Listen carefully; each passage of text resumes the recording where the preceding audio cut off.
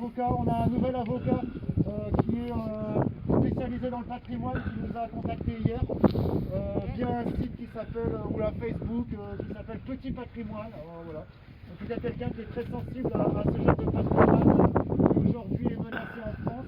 On a aussi des démarches qui sont enfin, en tout cas on réfléchit à des démarches parce qu'on a déjà fait des demandes de classement au titre de patrimoine en France.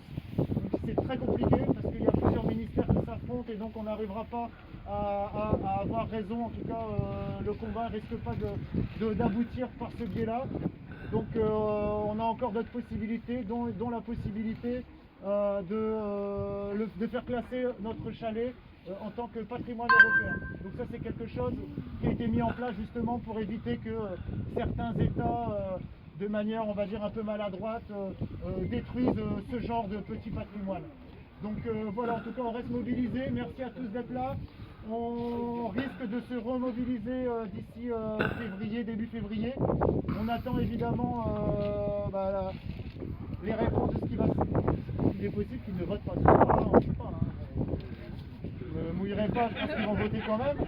Mais les géomètres étaient là aujourd'hui. On va mener des actions sur le sable, des actions positives. Je pense que nos chalets, ils ont besoin d'un petit coup de neuf. La plage a besoin d'être un peu entretenue en ce moment.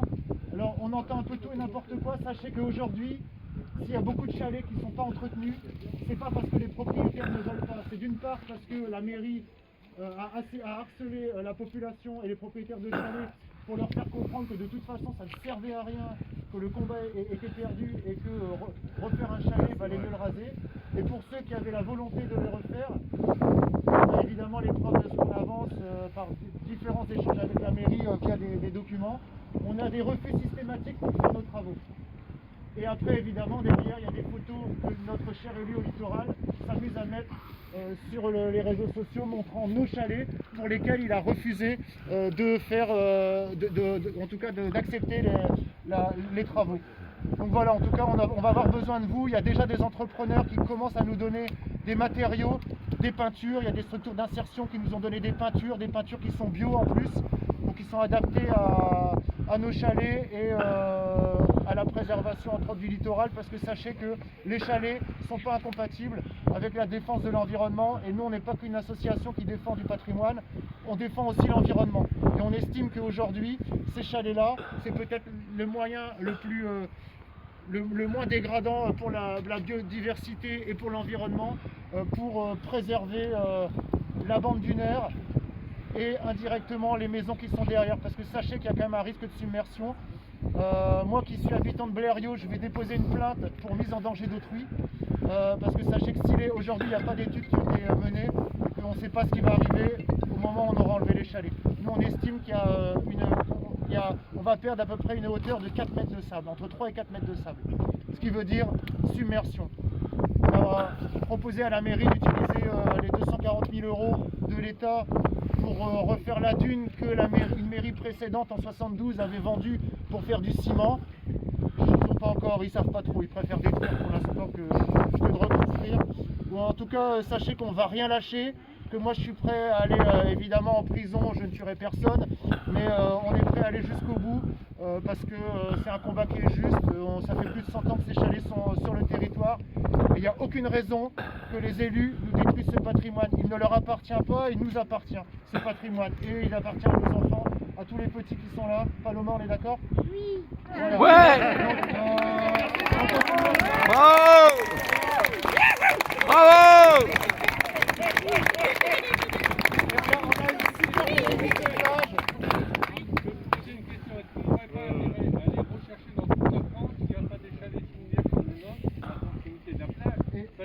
Il y en a plein. Je reprendrai comme exemple qu'ils ont montré encore que les gens actuellement étaient en train de se baigner.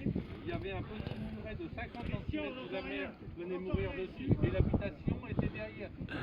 Alors en gros Christian qui est adhérent des Castors, un militant et qui est sur la plage depuis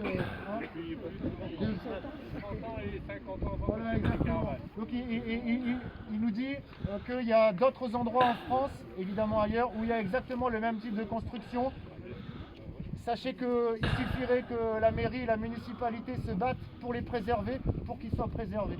D'accord ? Comme ils ont fait pour les moulières. C'est très important de le comprendre. Voilà. Ouais. Je pense qu'aujourd'hui, ils se cachent derrière les lois littorales, mais sachez que derrière, il y a des projets commerciaux. On parle de bars, de restaurants. Alors moi, j'ai rien contre le développement touristique, mais ça sera toujours fait au détriment de la population locale. Ça, c'est évident. C'est évident. Donc, on peut développer le commerce, mais je pense que ça doit être fait de manière réfléchie, en concertation avec les structures locales, les associations, les habitants, etc., etc. On ne peut pas suivre la vague de la transformation du littoral qui est en train d'entreprendre la ville de Calais et se dire oh bah tiens, on va profiter, peut-être qu'avec quelques euros qu'on va rajouter en bout, on va réussir à transformer Blériot, notre village, et surtout faire des travaux dans des zones qui sont des zones fragiles, des zones protégées, remarquables, avec des espèces. On a recensé des espèces au niveau des végétaux, au niveau des oiseaux qui nidifient. Il y a des orchidées sauvages, il y a pas mal d'espèces d'orchidées sauvages autour des chalets, etc. etc. Enfin, on peut vraiment pas laisser faire ça. On se bat pas pour notre patrimoine, on se bat pas pour notre... En tout cas, si, on se bat pour notre patrimoine, mais pas pour nos biens.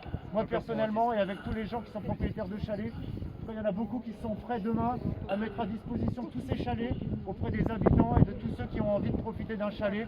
Parce qu'aujourd'hui, notre problème, c'est pas... Pour les garder en vie, il faut qu'on refasse vivre cette plage, il faut qu'on refasse vivre ces chalets, et je pense que c'est aussi une possibilité demain pour les préserver, c'est de les partager. De partager aussi l'entretien, de partager voilà, tout ce qui incombe à un propriétaire de chalet. En tout cas, voilà, ceux qui ne sont pas propriétaires de chalet, rapprochez-nous de notre association, parce que le but, dans les mois à venir, c'est aussi de vous mettre à disposition ces chalets, parce que voilà, ils sont à nous tous, comme on l'a déjà dit. Il y a une bibliothèque sur la plage qu'on a mis en place il y a 2 ans maintenant, qui est ouverte à tous. Et voilà, on continue le combat. Et puis, Vous rappelez qu'il y a une aberration quand même, c'est que sur une vente de plage, on va de l'acheter jusqu'à 104, 3 politiques différentes. Calais, on laisse les chalets tout l'hiver. Parce que Calais laisse, il y a une bande différente de sur 10 km entre l'acheter et 104. À Calais, vous pouvez laisser votre chalet tout l'hiver, parce que la mer a réussi à négocier. À Blériot, il faudra dégager vos chalets en hiver et les remettre au printemps. Et à 104, vous pouvez laisser votre chalet jusqu'à votre mort. Il sera détruit à votre mort. C'est 3 politiques différentes sur 10 km. Alors en plus, il y a encore du chantage. Dépêchez-vous de signer la pétition comme quoi vous êtes d'accord qu'on va détruire votre chalet gracieusement. Comme ça, vous serez les premiers à avoir un chalet ou une location.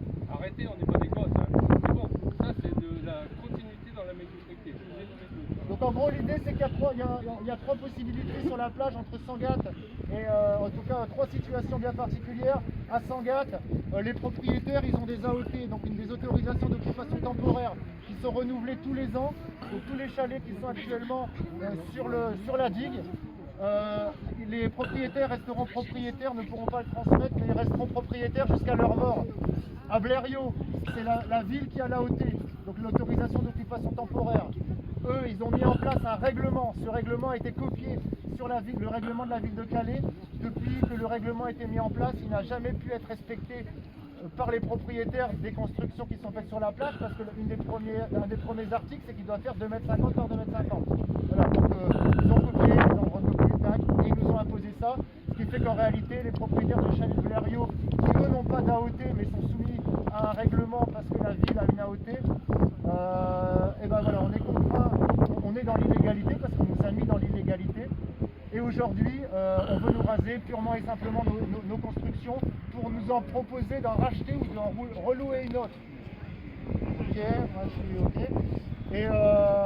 Et à Calais, alors eux, ils ont une AOT. Ils sont en train, apparemment, ils auraient une concession. Ils sont en train de faire classer les chalets, ce que nous on demande depuis notre création. Et en plus, ils disent que les chalets, ils vont pas les enlever parce que ça retient la bande dunaire. Donc l'idée c'est, nous on nous dit vos chalets ne sont pas démontés, donc vous devez les enlever.